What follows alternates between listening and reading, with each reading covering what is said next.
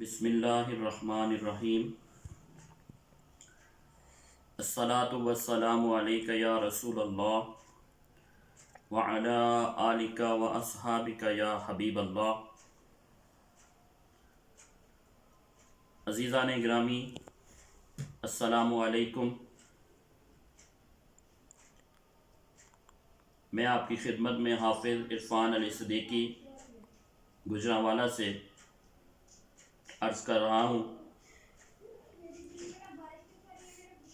آج کی تحریر جس کا عنوان ہے کہ 14 دن یا 14 سال۔ ملکی صورتحال بالخصوص اور عالمی دنیا کی حالت بالعموم دیکھنے کے بعد ہر ذی شعور آج جس بے بسی اور فکر مندی کا اظہار اپنے زبان حال سے کر رہا ہے، شاید وہ بیان کے بھی قابل نہیں۔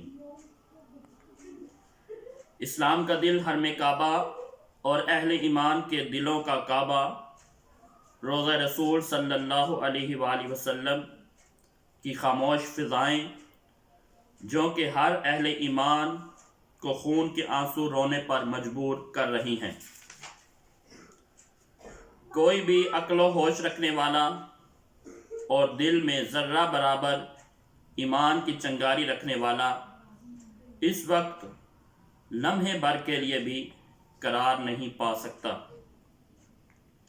کیونکہ وہ مطاف اور وہ روضہ رسول صلی اللہ علیہ وآلہ وسلم جو اہل ایمان کی آخری پناہ گاہ ہے، آج ہم وہاں داخل نہیں ہو سکتے۔ اس تمام کا مطلب یہ نہیں کہ خدا نخواستہ اہل ایمان کے جذبوں میں کوئی کمی ہے یا ان شمعوں پر نثار ہونے والے پروانے کہیں موجود نہیں ہیں۔ اس تمام صورتحال کی وجہ ایک وبائی مرض ہے جس کے بارے میں آج ہر کوئی جانتا ہے۔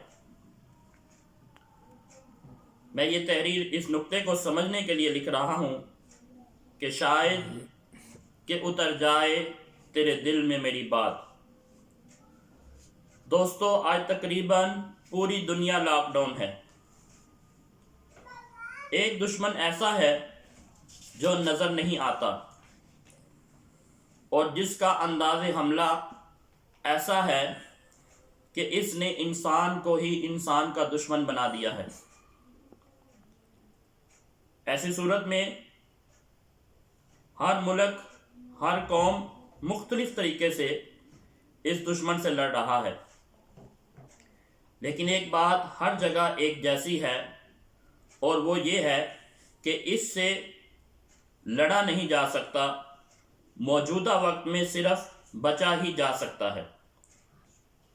اور اس کے لیے ہر جگہ ایک ہی بات بتائی جا رہی ہے، اور وہ یہ ہے کہ انسان اپنے گھر میں رہے، انسان اپنے گھر میں رہے۔ یعنی یہ وائرس آپ کے گھر خود نہیں آ سکتا تا وقتے کہ آپ خود ایسی جگہ پر نہ جائیں جہاں یہ موجود ہے اور آپ اسے اپنے ساتھ اپنے گھر نہ لے کر آ جائیں۔ دوستوں کے لیے چند گزارشات کرنا چاہتا ہوں۔ دوستو، چائنا جہاں پر یہ وبا سب سے پہلے پھیلی، انہوں نے ایک قوم بن کر اس سے جنگ کی اور تقریباً 2 مہینے میں اس پر کافی حد تک کنٹرول حاصل کر لیا۔ دنیا کے ترقی یافتہ ممالک نے اپنے اپنے لوگوں کو گھروں میں رہنے کا کہا اور ان لوگوں نے خود کو گھروں میں محصور کر لیا۔ ان کے نظم و ضبط کی وجہ سے سب لوگ ایک ساتھ تنہائی میں چلے گئے۔ اب کیونکہ اس وائرس کی علامات تقریباً 14 روز میں ظاہر ہوتی ہیں، تو ان کے ہاں جو مریض ہوں گے وہ 14 روز میں سامنے آ جائیں گے، اور یہ لوگ ان کو مقررہ مقام پر پہنچا کر علاج کریں گے، اور 14 دن نہیں تو 21 یا 28 دن بعد تقریباً اس وبا پر کافی حد تک قابو پا لیں گے۔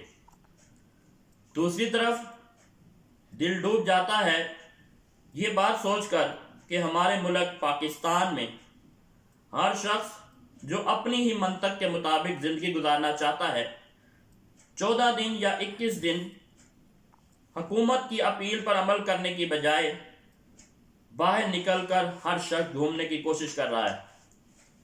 ایسے لوگ ایک شخص سے دوسرے اور دوسرے سے تیسرے کو وائرس ٹرانسفر کرتے پھر رہے ہیں۔ اب جس کو وائرس آگے منتقل ہو رہا ہے وہ یہ نہیں جانتا کہ اس کی علامتیں کب ظاہر ہوں گی۔ ایسے حالات میں گورنمنٹ 14 دن بعد دیکھے گی تو کچھ نئے لوگوں میں علامتیں ظاہر ہو جائیں گی، پھر 14 دن بڑھائے جائیں گے، وہ 14 دن ختم ہوں گے تو پھر لوگوں میں علامتیں ظاہر ہوں گی، تو خاکم بدہن پھر 14 دن بڑھائے جائیں گے، اور خدا معاف کرے یہ سلسلہ ایسے ہی چلتا رہا تو نہ ختم ہونے والا سلسلہ جاری ہو جائے گا۔ جبکہ دوسری دنیا نظم و ضبط کا مظاہرہ کرنے کی وجہ سے چند ہفتوں یا مہینوں میں اس پر قابو پا لے گی، اور ہم کنویں کے مینڈک کی طرح بار بار ایک ہی چکر میں گھومتے رہیں گے۔ دوستو، ضرورت اس امر کی ہے کہ ہم ایک ساتھ پوری طاقت سے اس وبا کا مقابلہ کریں۔ ہماری معاشی صورتحال ایسی نہیں ہے کہ ہم ایک دن بھی گھر میں رہ کر گزارا کر سکیں، تو اگر ہمارے رویوں کی وجہ سے یہ وقت بڑھتا گیا تو غریب کے بچوں کا کیا بنے گا؟ ہمارے ملک کی وسائل پہلے ہی ناکافی ہیں، ہماری افواج سڑکوں پر ہیں، ہم کتنے دن تک ان کو سڑکوں پر رکھنے کی قوت رکھتے ہیں؟ اگر بارڈر پر خدا نخواستہ کچھ ہوا تو ملک کا کیا بنے گا؟ ہمارے ڈاکٹرز محدود ہیں، اگر یہ تھک گئے تو اس ملک کے غریب عوام بیرونی دنیا کے ڈاکٹروں کا خرچ اٹھانے کے قابل نہیں ہیں۔ غریب کا چولہا ہم سب مل کر بھی کب تک چلا سکتے ہیں؟ بس یہ آپ پر ہے، مجھ پر ہے اور ہم سب پر ہے کہ زیادہ 30 مار خان نہ بنیں اور گھروں میں رہیں۔ آخر میں نبی کریم صلی اللہ علیہ وسلم کی ذات سے ایک واقعہ کہ بدر کی رات نبی کریم صلی اللہ علیہ وسلم نے اللہ پاک کی بارگاہ میں دعا فرمائی کہ مولا اگر یہ 313 بھی چلے گئے تو تیرے دین کا کیا بنے گا؟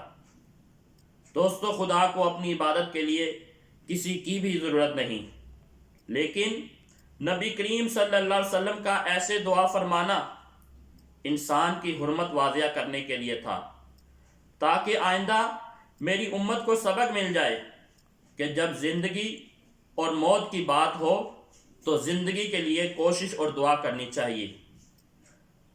ساتھیو، ایسا ہی لمحہ آج ہے، آؤ سب مل کر زندگی کے لیے کوشش کریں، گھر پر رہیں، دعا کریں، نبی صلی اللہ علیہ وسلم کا واسطہ دے کر اس خالق کی بارگاہ میں جو ہر چیز پر قادر ہے اور جو چاہتا ہے وہ ہو جاتا ہے، اور وہی مالک فرماتا ہے کہ اس قوم کی حالت نہیں بدلی جاتی جو اس کے لیے خود کوشش نہیں کرتی۔